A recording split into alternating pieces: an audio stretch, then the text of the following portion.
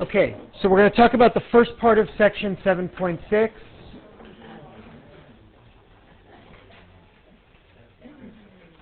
Page 515 is solving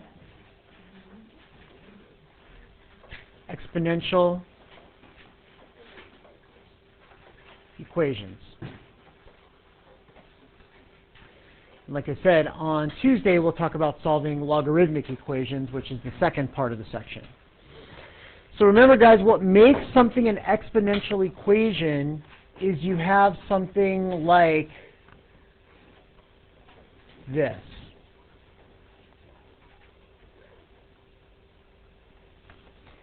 What makes it exponential is that your x, your variable that you're solving for, is an exponent.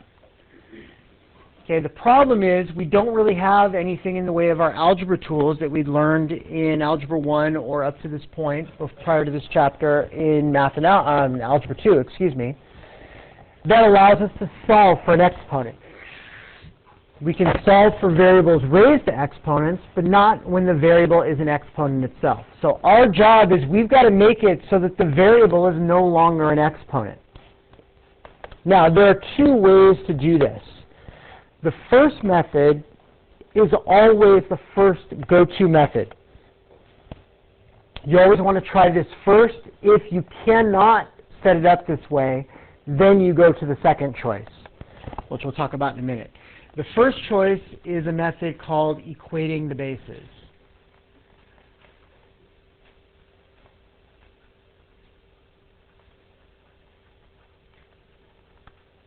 All right, remember, when you have a number raised to a power, the number being raised to the power is called the base. We want those bases to match. So the idea, guys, is we want to rewrite 4 and we want to rewrite 8 so they use the same number just being raised to different powers. So what base can we use for both 4 and 8? 2, exactly. 4 is really 2 to what power? So that's 2 to the second power. That's our 4. That's then going to be raised to what power? X plus 1. So do you see how I replaced the 4 with a 2 squared? And then I still have the x plus 1 power? We'll come back and simplify that in a minute, but let's set up the 8. 8 is 2 to what power? 3. To the third. That's our 8. We then have to raise that to the what?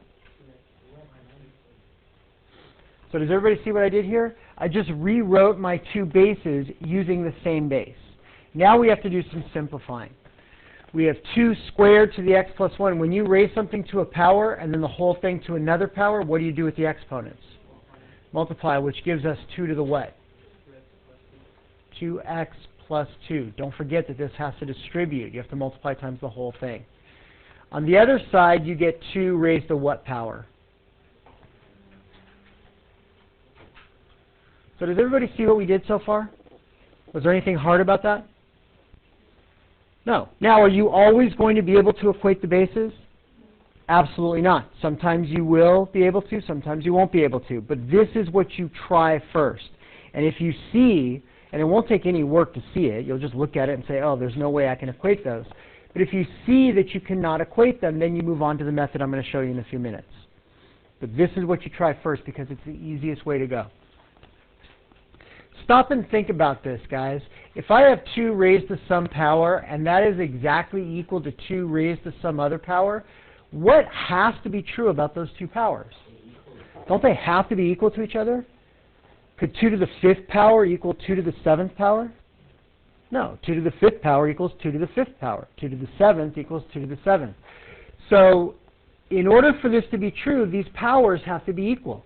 So we're going to use that piece of information to set up a new equation. What has to be true about this and this? They have to be equal. Therefore, 2x plus 2 is equal to 6x minus 9. Now I have a regular algebra equation. Now we can use all of our Algebra 1 and Algebra 2 tools in order to solve this. Does that make sense to everyone? See how easy that is? Equate the bases. Simplify the exponents, set them equal to each other, as long as the bases are the same. So now we're going to subtract 2x from both sides. 2 equals 4x minus 9. I'm going to add 9 to both sides. 4x is equal to 11. So x is equal to what?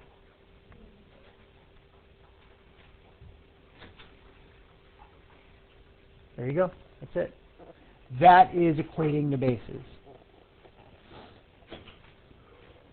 Okay. Any questions about that method?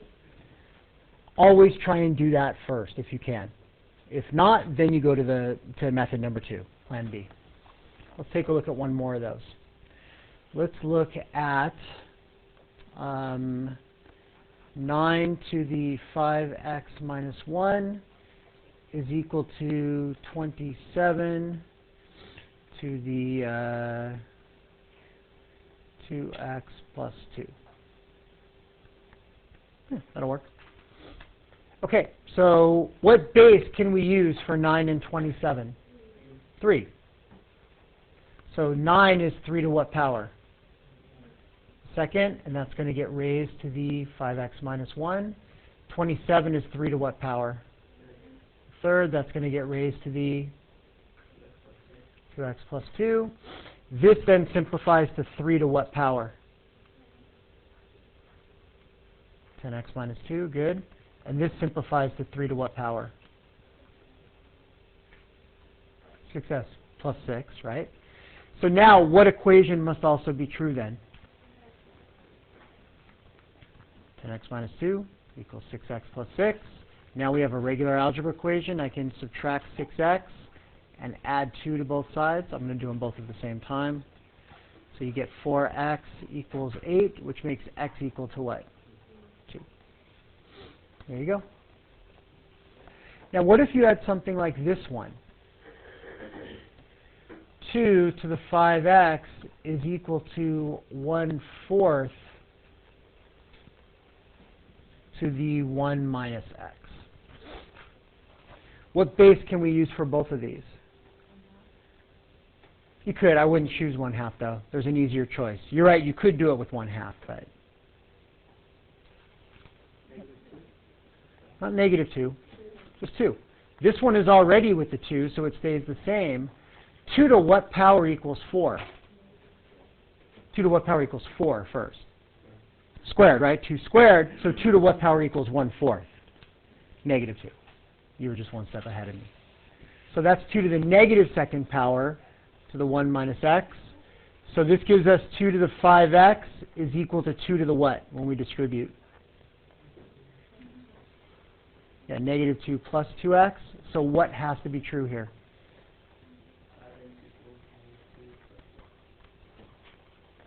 I would subtract 2x from both sides. And so you get 3x equals -2. And so x equals -2/3. So does everybody see how nice this method is? It's really pretty easy. That's called equating the bases. Always try that first when you're trying to solve exponential equations. Equations with no logarithms in it. Questions there before we look at plan B? Okay, what happens if we have something like 2 to the x power equals 7? Well, can we equate the bases on this one? Can we rewrite 2 and 7 using the same base to some powers? No, because 7 is not a power of 2. The only thing you can break 2 down into is 2. So we're stuck. We can't use equating the bases. So now what we're going to do is we are going to change the form of our equation.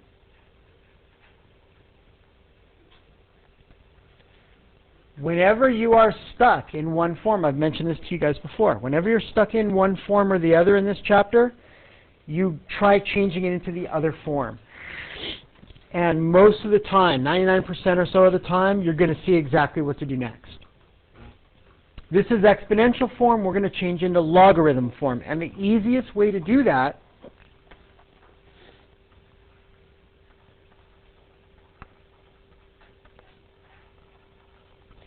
is to take the log of both sides. So I'm not going to try and re-ravel this into a logarithm, although you could do that. We're just going to take the log of both sides. Now, we have to make a choice. what base are we going to use on our logarithm? What do you guys think we should use? Yeah, I would choose base 10 here. The general rule of thumb, and there's no reason why it has to be done this way, as long as you do the same base on both sides, it doesn't matter what you use. As long as you don't violate the rules of logarithms. You can't do log base 0. You can't use log base negative something. It has to be a positive number. But you can do log base whatever you want. The general rule of thumb, guys, is if there's an e in the problem, you use log base e, natural log, ln. If there's no e in the problem, you use log base 10. And the reason that we use one or the other is because if they happen to ask us for a decimal version of the answer, then it's going to be ready to punch into our calculator.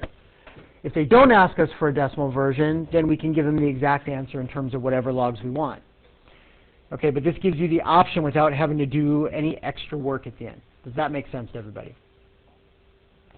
So, since there's no e, we're going to use log base 10. So I'm going to take log base 10 of the left side, and I'm going to take log base 10 of the right side.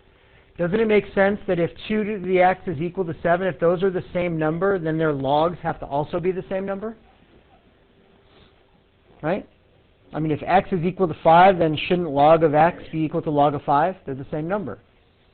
So their logs have to be the same number. So that's the idea. Why do we do this? Well, remember what I told you about the usefulness of the properties, guys? Which one did I tell you was the most useful one? The whole reason we care about logs. Not power property is what it's called, right? But yes, the one with the exponents, because what am I allowed to do now with this? Pull it down. And so when you do that, notice that all of a sudden what was causing us a problem is no longer causing us a problem. We no longer have our variable as an exponent. Now it's part of the regular equation. Do you guys see the power of that, so to speak? That's the power of the power property. This is the whole reason we care about logs, is to be able to do this. Now what do we do to get x by itself?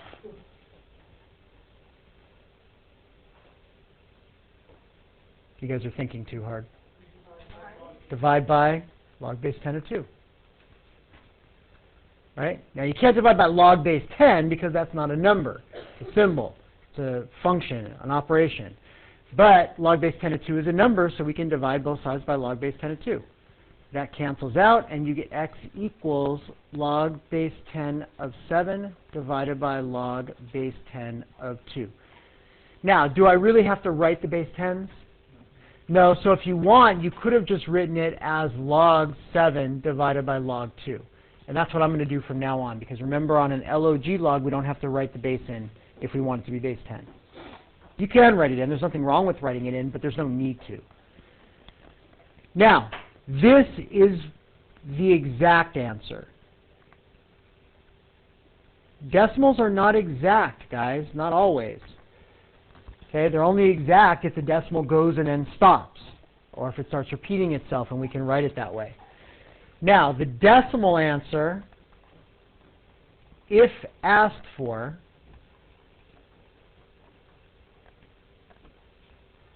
we get from our calculator. And that's why we wanted this in terms of base 10 or base e. Now I can do log 7 divided by log 2. This is equal to about 2.81.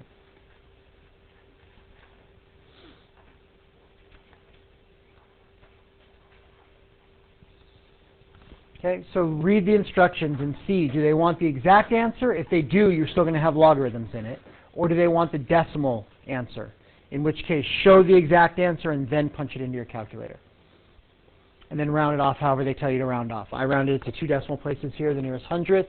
If they say round to the nearest tenth, then you round to 1 decimal place. So does that process make sense, guys, before we jump into a couple of the more complicated versions? So you take the log of both sides, you use the power property, and then you work on getting x by itself. Now, they're not always quite this clean, so let me show you one that's not quite so clean. Let's do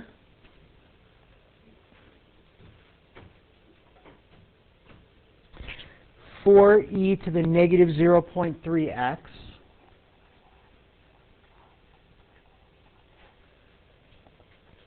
minus 7 equals 13.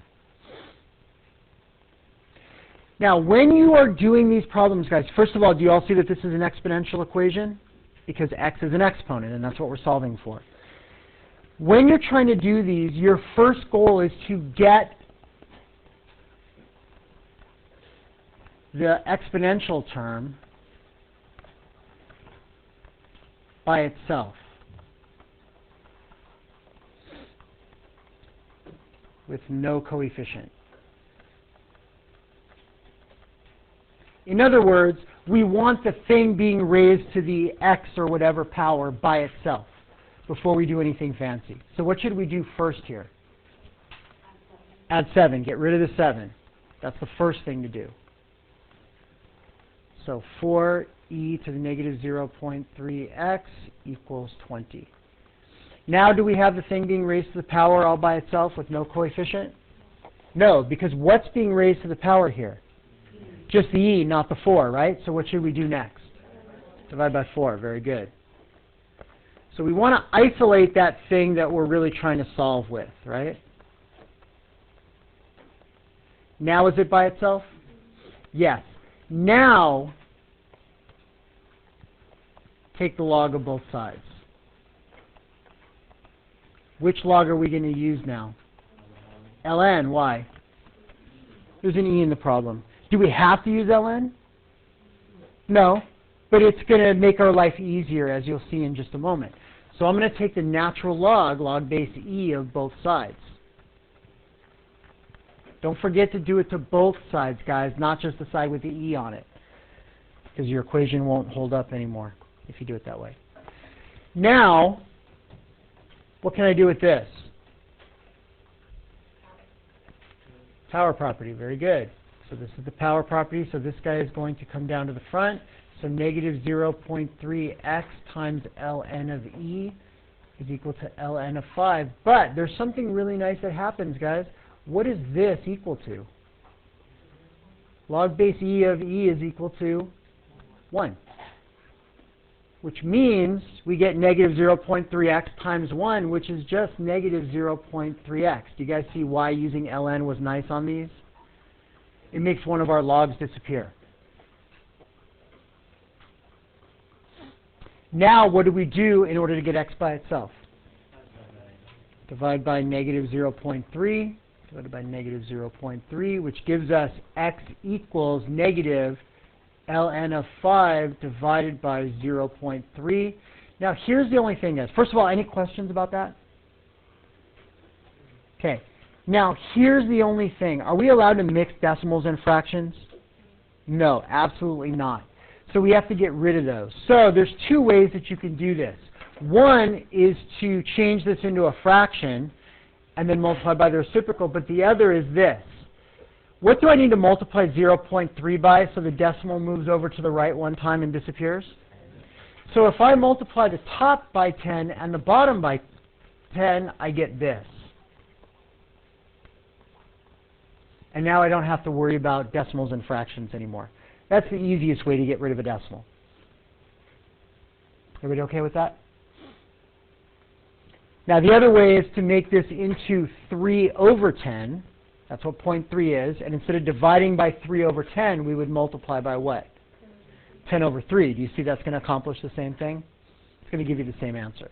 So this is the exact answer. Now, on your calculator, if they ask for it, you would have negative 10 ln of, what was the number? 5, thank you. And then we would divide that by 3, so you would get negative 5.36.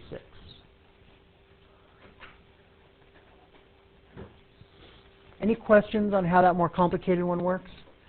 So it's very important, guys, you do not take the log of both sides or the ln of both sides right off the bat. You need to isolate whatever's being raised to that x power first. Then you take the log of both sides.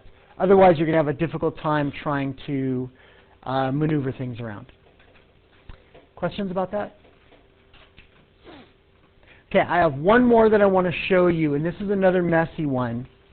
Actually, bear with me one moment here. Okay. So are there any questions on how to do those? Maybe we'll talk about those other ones I was about to talk to you about tomorrow. So this is solving logarithmic equations. That's all there is to it. First, we try to do what, if possible? Equate the bases. If that doesn't work, then what do we do? Change it into log form, log of both sides, right? Okay, that's it. Let me give you the homework.